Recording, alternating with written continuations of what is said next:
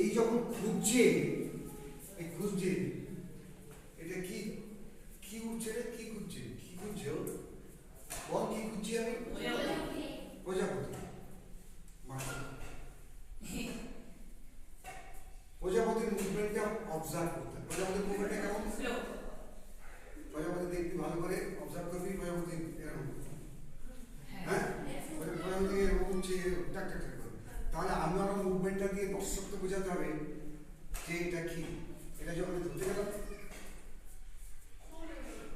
আমারও মাথা এরকম করছি, আমি খুঁজছি, মাথা কিন্তু এরকম করছি।